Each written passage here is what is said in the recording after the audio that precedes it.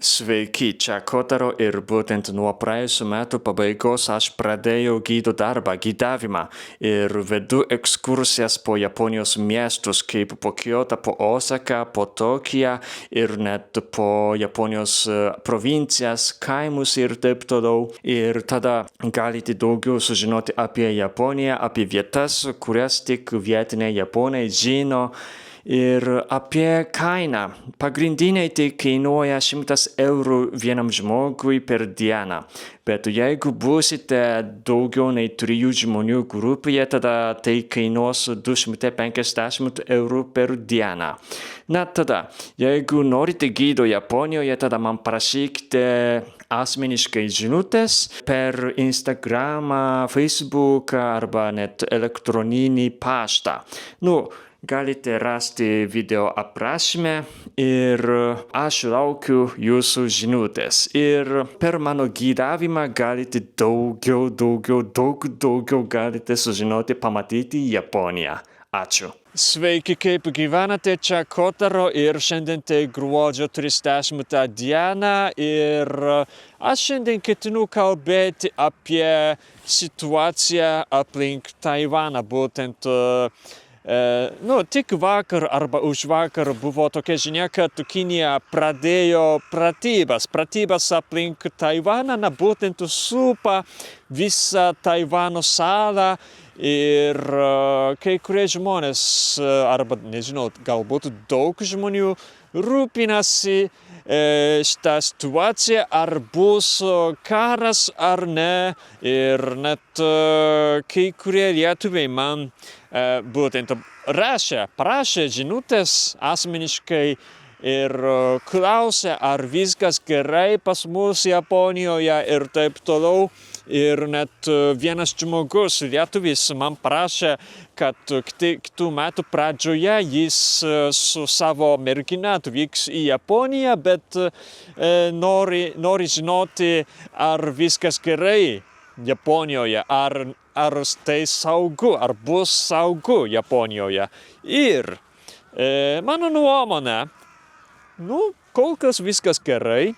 Ir tuoj aš nemanau, kad tuoj prasidės karas dėl šitų pratybų. Kartais Kinija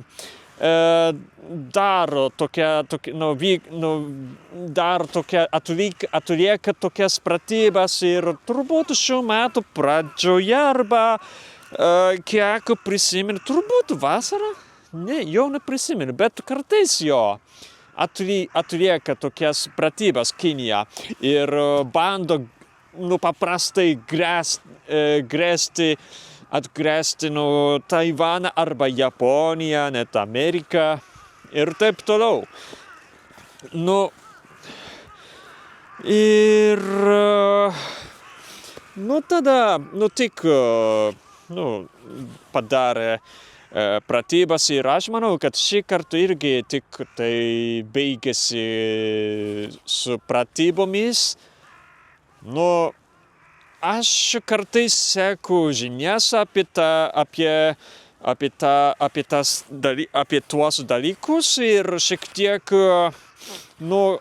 kartais seku ir skaitau apie Kinijos armiją ir apie Taivano geografiją ir taip toliau ir kartais skaitau apie tą temą, skaitau apie tą temą, tai, ką sako ekspertai, Japonijos ekspertai. Ir pagal kai kuriuos ekspertus, tai kol kas dar Kinija neturi pakankamai patirčių arba paprastai įrankių, kaip sakyti, lietuviškai aš nepamenu.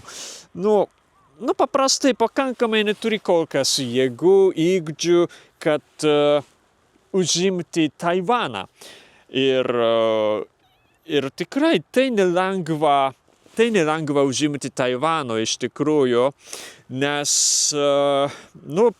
Taivano geografija yra labai sudėtinga. Reljefas yra labai sudėtingas ir Nu, apskritai nelengva tikrai, nes Taivane, ypač Taivano salos rytinėje dalyje, yra labai aukšti kalnai ir kai kurie kalnai yra net aukštesni negu aukščiausias Japonijos kalnas, tai Fuji kalnas, žymus Fuji kalnas. Fuji kalnas yra 3777 metrų aukščio, kiek prisimenu, bet Taivane dar yra net 2 aukštesni kalnai. Ir, dėl to, jau galima įsivaizduoti, kad labai sudėtingas reljefas šitoje saloje. Ir net dabar, kaip žinote, Rusijai labai sunku sudėtinga užimti visą Ukrainą. Nors anksčiau buvo sakyta, kad Rusija turi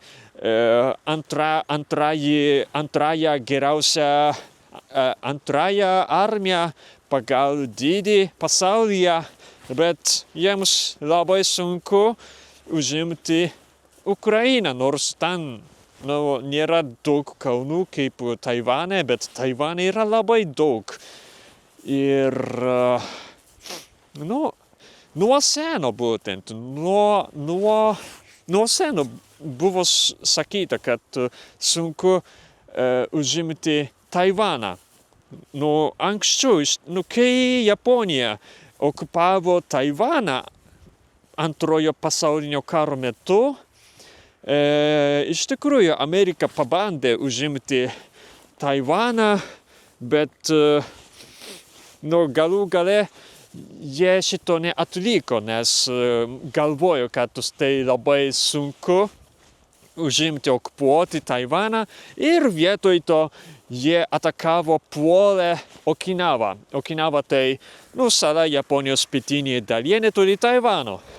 Ir tam užėmė, nes dar lengvesnis ten reljefas. Bet Taivane yra labai sudėtingas reljefas. Tai net Amerika pasidavė. Kinija, dabar sakoma, kad Kinijos armija dabar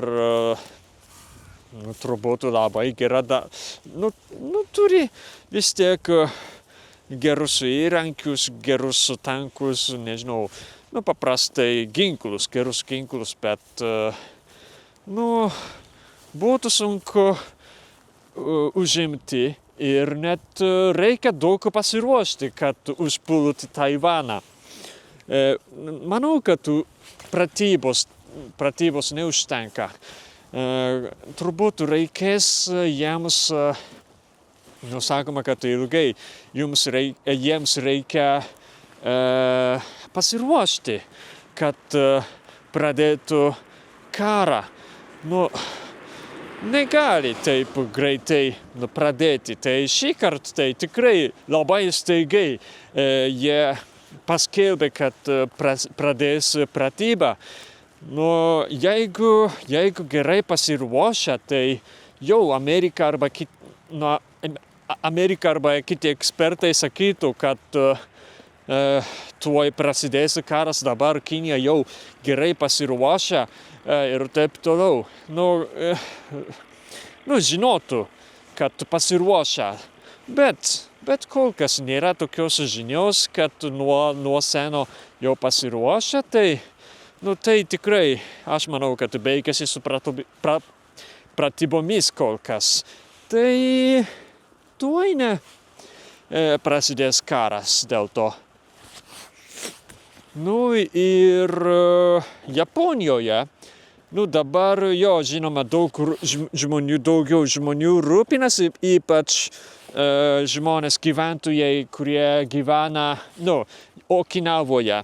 Okinava tai labai arti Taivano ir Okinavos saloje yra daug Amerikos kariuomenės bazių ir sakoma, kad jeigu Kinija pradės karą Taivane, tada Amerika rems Taivaną, tada tokios Amerikos kariuomenės bazės būtų Kinijos tiksliais ir atakuos. Tai reiškia, kad atakuos Japonijos teritoriją. Tai Japonija tada automatiškai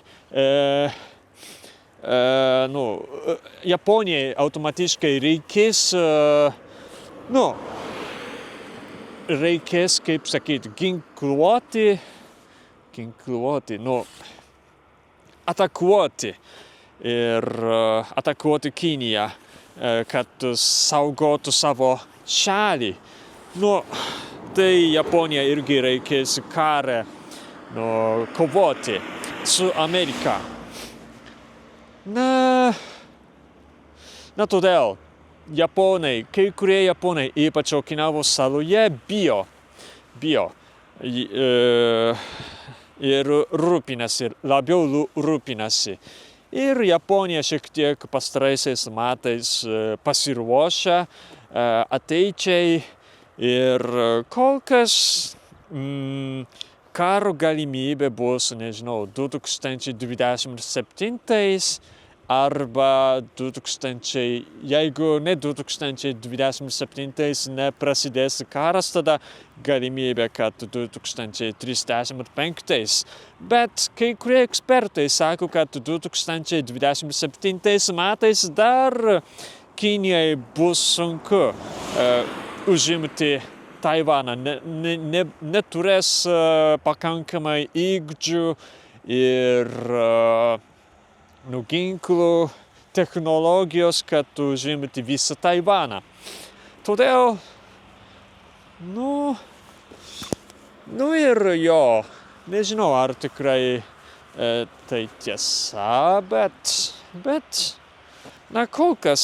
bet vis tiek kol kas viskas gerai, kol kas.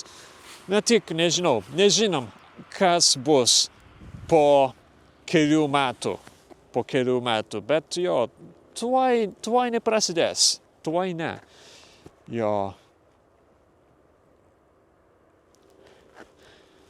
Jeigu bus karas, tai tikrai, Amerika arba kiti ekspertai, anksčiau turbūt sakys, kad dabar Kinija pasiruošia karui ir, toks pasiruošimas, tai trunka labai ilgai turi ilgai trukti, kelis mėnesius arba daugiau, todėl, galima sužinoti turbūt anksčiau, jeigu karas bus. Ir mes galim irgi pasiruošti karui ir arba pabėgti iš Taivano, Kinijos, iš Japonijos, bet aš kol kas neplanuoju pabėgti iš savo šalies, tai, jeigu bus karas, tai nežinau, man reikės kovoti bet Japonijoje nėra armijos ir pašaukimo nėra kaip Lietuvoje. Aš neturiu jokių patirčių armijoje, tai nežinau, ar galėsiu kovoti, ar leis kovoti. Nežinau, kol kas nieko. Bet tuoj nebus karo, todėl galite saugiai atvykti į Japoniją kitais metais irgi. Labai kviečiu. Jeigu bus kažkokia nauja žinia apie šitą situaciją, tai aš kalbėsiu šiame video kanale apie naujienas. Ir aš kalbėsiu kartais apie situaciją Japonijoje, aplink Taivaną ir taip toliau. Šiandien aš paprastai norėjau sakyti, kad viskas gerai pas mus, galima saugiai atvykti į Japoniją, viskas bus gerai ir taip toliau viskas. Tai viskas šiandien. Bet aš turbūt norėjau kažką kalbėti, bet nepamenu. Turbūt nesvarbus dalykas. Gal viskas. Ačiū, kad žiūrėjote ir Iki.